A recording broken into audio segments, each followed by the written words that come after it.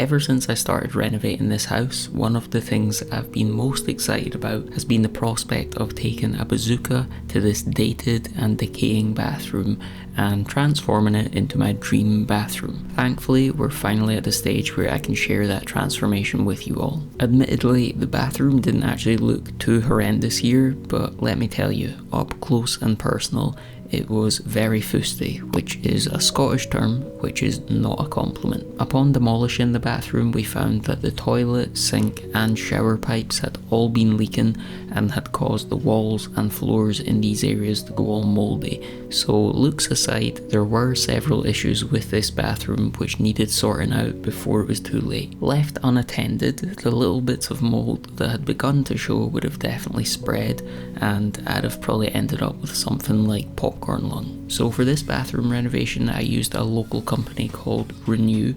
They do bathrooms, kitchens, full-on renovations, just everything, and I'd heard very good things about them, so I wanted to give them a shot. The first two guys from the ReNu team that came in were Liam and Owen, who are joiners, and it was their job to build up the room properly by adding new timber, insulation and flooring where the fustiness had taken hold. Just so you know who's who, Liam is the taller one with dark hair, which by process of elimination means that Owen is the one with the blonde highlights and the Celtic tattoo on his leg. Yes, man. I sort of sprung it on Liam that I wanted the new door hung, but he was sound about it.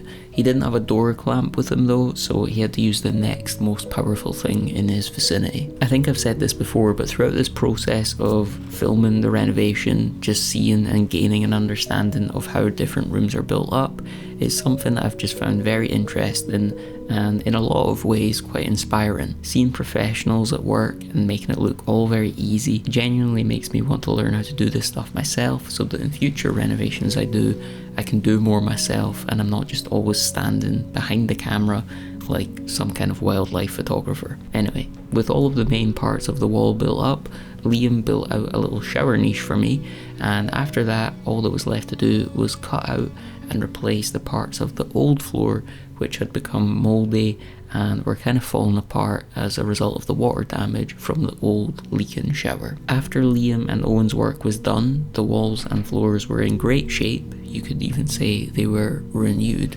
and the next person that ReNu would be sending out was Stephen the tiler. The tiles going in was a part of this bathroom makeover that I was really excited about and at the same time quite worried about, because I had an idea in mind for what I wanted the tiles to look like, but I hadn't really seen that many examples online of the style that I wanted to go for, so it was a bit of an unknown that could end up looking terrible. So the first tiles that went in were the plain version of the tile that I was wanting. To shout out the specific tiles, this was from the Terrazzo range by TileMountain, and I'll link them below if you want to give them a peek, and you can actually get free samples for them if you want to test them out for yourself. The way I wanted this to work was that we would have this more muted sister tile on the walls and floors, and then there would be a strip of this multicolored feature tile behind the sink to make that area pop, and that would be going from floor to ceiling, just poking out behind the vanity unit and the mirror. As soon as Stephen fixed the first multicolored tile to the wall, I was pretty relieved because it ended up looking exactly how I wanted it to look. If you saw my bathroom design video that I uploaded previously, I could have gone with a dark grey version of this tile, but I ultimately went with the lighter version just because I kind of thought it would be easier to clean in a way. Maybe I'm overthinking it, but I felt like a dark tile with dark grout might make it harder to see any parts of the bathroom that were needing cleaned. When it came to tiling the shower niche that Liam had built, I asked Stephen on a whim if he'd be able to add the feature tile in there, and he was totally cool with that, so he went ahead with it and added it in there as well. He also finished off the edges with the brushed brass trim, which would align with a lot of the furniture and finishings that would be going in here down the line. At this point, I was really quite pleased and quite relieved about how it was all coming together, and that the tiles had ended up looking good. In my opinion anyway.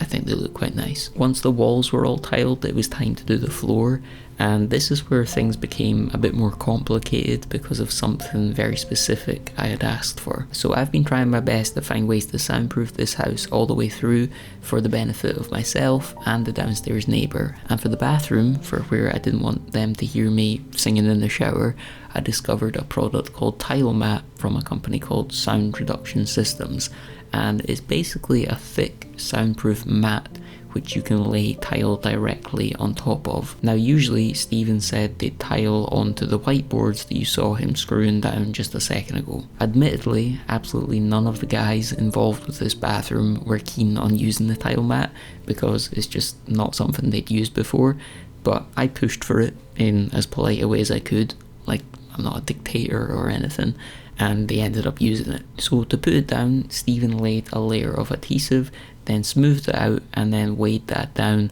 with the packs of tiles and pretty much all of his tools. And then he went away for the weekend just to make sure that the tile mat was absolutely bedded down, stuck down before he started tiling on top of it. I also tried to help out a little bit by holding up the mat while he prepared the floor on the other side, but it almost ended up in a bit of a glue-based disaster as I tried to sneak under and swap the side I was holding. A couple of days later, Stephen came back to finish off the wall tiles with the white grout, which just absolutely transformed them, and after that he laid the floor tiles on the tile mat before finishing them off with a kind of gunmetal grout. He suggested going with this colour rather than the white that he'd used on the walls, just because the white shows up dirt quite a bit easier when it's on the floor. The gunmetal colour, which you'll see in a second, looked really good, and it also matched the kind of muted grey details that are hidden on the sister tiles. Just as a quick side note for all the tile enthusiasts out there, the tile mat seems to be holding up perfectly well so far, but obviously it's something that needs to be tested out over several years rather than just a couple of months. So once the tiles were all grouted, Stephen finished off his part of the job by wiping the tiles down with a damp sponge. Now for all you eagle-eyed viewers, you'll have noticed that the right side wall was left bare with no tiles, and the reason for this is that I wanted to add another kind of texture slash feature in the bathroom by way of this oak panelling, which Liam came back to fit. I actually mentioned this stuff before in the bathroom design video, but it's not actually made of real wood and felt like regular oak panelling typically is, but is instead made from waterproof materials so that it's safe to use in the bathroom. I know some people can be a bit divided on these oak panels, but I'm very happy with how it turned out, so I think it's cool. And on top of that, this wall has a secret feature, which I'll reveal in a minute or two. With the walls and floors all prepared, the next duo to come out from ReNu were Mark the plumber and his apprentice Sam to install the rest of the bathroom. Now from here on out, all of the furniture you'll see being installed is from a brand called Crosswater, and I need to mention a few things about them. The first thing I'll say is Crosswater's products are first class. Everything I've used from them looks and feels incredibly high quality, and I absolutely cannot fault anything on that side. The shower is the best shower I've ever had, the mirror, the sink, the throne, and all the little finishes are perfect, so I'm really very happy with it all and would absolutely recommend them on the product front. However, the issue with Crosswater is that they have had such an unfortunate few months with a new computer system they implemented back in September. Because of this, myself and others have experienced pretty lengthy delays on getting the right products delivered at the right time. I totally understand that these kind of things happen, but the reason I bring up all of this and sound like I'm making a bit of a dramatic big deal about it is that Crosswater sponsored the bathroom design video I posted a few months ago, and were actually meant to be sponsoring this video as well. I ended up asking them if we could not have this video sponsored by them because I wanted to be completely honest with you all about my experience with them and didn't feel I could really fully do that on a video that was sponsored by them. I didn't want to come on here and say order from Crosswater, it's all going perfectly, and end up being responsible for